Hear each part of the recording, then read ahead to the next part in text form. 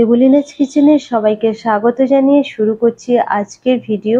তো আজকের ভিডিওতে থাকবে একটা লাঞ্চ থালি। তো লাঞ্চ থালিতে আমার আছে এখানে ইলিশ মাছের মাথা দিয়ে ঢ্যাঁড়স আর পুঁই শাকের একটা মিক্সড ভেজ আর পমফ্রেট মাছের ঝাল। তো এই দুটো রেসিপি আর সঙ্গে থাকবে আমার ইলিশ মাছ ভাজা। তো এই রেসিপিগুলো আপনাদের সঙ্গে শেয়ার করার জন্য প্রথমে আমি দুটো পমফ্রেট মাছ নিয়ে নিয়েছি। তো পমফ্রেট মাছগুলোকে এইভাবে আমি ছুরি দিয়ে মাঝখান থেকে এইভাবে একটু একটু করে কেটে নেব।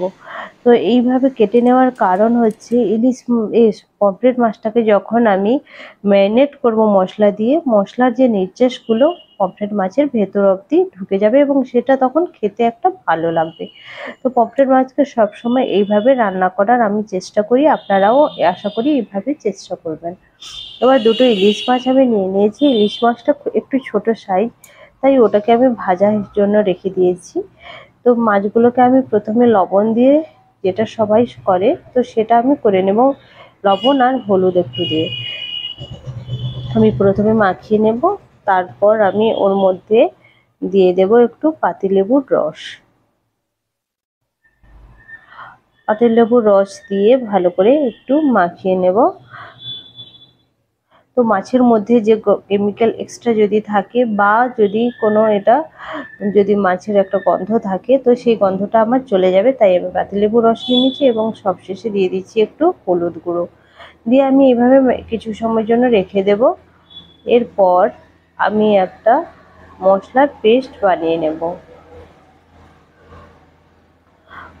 তো মশলা পেস্ট বানানোর জন্য প্রথমে আমি এখানে নিয়ে নেব কাঁচা লঙ্কা আর রসুনের বাটা আর লঙ্কা গুঁড়ো, জিরে গুঁড়ো, হলুদ গুঁড়ো, অল্প সর্ষের তেল দিয়ে আমি এটাকে মিক্সড করে নেব। ভালো করে মিক্সড করে সব দুটো মাছের গায়ে আমি ভালো করে এইভাবে মাখিয়ে দেব, দিয়ে এটাকে সুন্দরভাবে ম্যারিনেট করে আমি রেখে দেব কিছু সময়ের জন্য।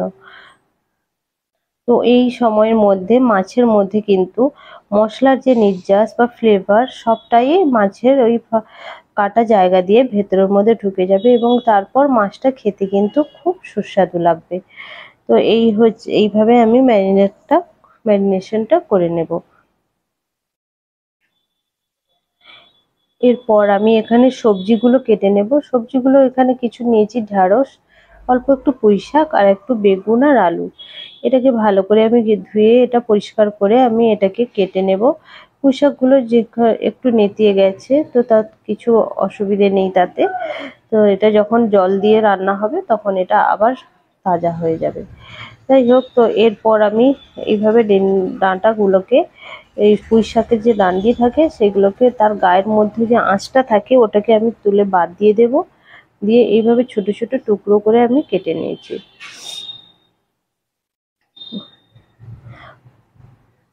এভাবে আমার পুঁই শাকগুলো কাটা হয়ে গেছে। শাকগুলোকে এবার শাকের যে পাতাগুলো থাকে সেগুলোকে এইভাবে ছোট ছোট করে আমি কেটে নেব। আর এখানে আমি 10-12টা মতন ঢ্যাঁড়স ছিল, তো এটাকেও আমি এই সবজির মধ্যে আমি অ্যাড করে দেব। তো যেহেতু পুঁই শাক একটু স্লিপারি হয়, তো তার জন্য ঢ্যাঁড়স দিলে তো এটাতে কোনো অসুবিধে নেই। তো এরপর আমি আলু আর বেগুনগুলোকে এইভাবে ছোট ছোট পিস করে নেব।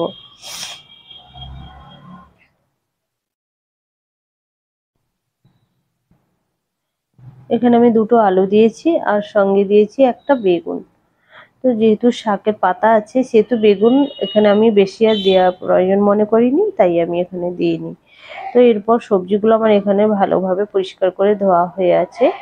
তো এরপর কড়াইয়ের মধ্যে দিয়ে দেবো অল্প পরিমাণে তেল। তেল দিয়ে আমি ইলিশ মাছগুলোকে প্রথমে ফ্রাই করে নেব আর ইলিশ মাছের মাথাটাকেও আমি ফ্রাই করে নেব। তো মাছগুলো আমি এখানে ভেজে নিয়ে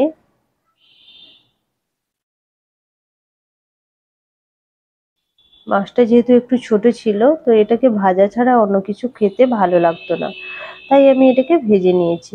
এরপর আমি এখানে পমফ্রেট মাছগুলোকে ওই একটা তাওয়ার গরম করে তার মধ্যে তুলে দিয়েছি। এখানে দেখুন খুব খুব হালকা মিডিয়াম তাপে আমি এটাকে ভাজবো। খুব বেশি ডিপ ফ্রাই হবে না। এবং মাছগুলো দেখুন আমার উল্টাতে একটু অসুবিধেই হচ্ছিল। তো এই স্প্যাচুলার দিয়ে তো তারপর আমি দুটো খুন্তি দিয়ে আমি মাছগুলোকে খুব হালতো হাতে আমি অন্যদিকে উল্টে দেব।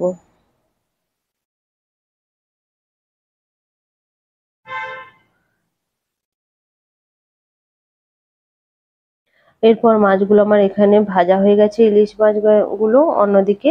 তো এখানে মাছগুলো আমি ভাজা তুলে নেব এবং এখানে কড়াইয়ের মধ্যে কিন্তু আমার মাছের মাথাগুলো থাকবে, কারণ ওটা দিয়ে আমি পুঁই শাক আর ঢ্যাঁড়সের সবজিটা বানাবো। তো এই সবজিটা বানানোর জন্য প্রথমে তেলের মধ্যে দিয়ে দিয়েছি একটা গোটা শুকনো লঙ্কা, আর যেটা অর্ধেক করে নিয়েছি, আর 5 ফোড়ন। এরপর রসুন আর লঙ্কা বাটা দিয়ে আমি একটা মশলা ভেজে নেব। যখন একটু রসুনের কাঁচা গন্ধটা চলে যাবে তখন ওর মধ্যে দিয়ে দেব সবজিগুলো, দিয়ে নুন হলুদ দিয়ে আমি এটাকে ঢাকা লাগিয়ে তরকারিটা নাড়তে থাকবো এবং একটু ঢাকা লাগিয়ে কিছু সময়ের জন্য রেখে দেব।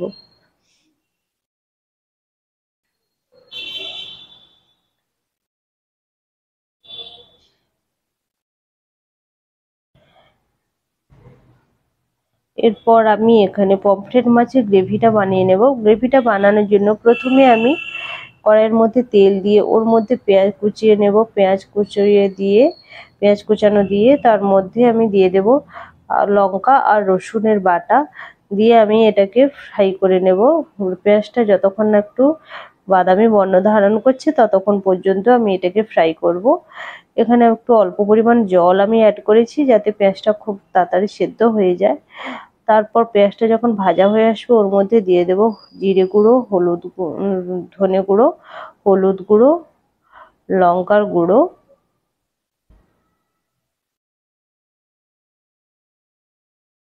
দিয়ে আমি মশলাটাকে ভালো করে কষিয়ে নেব।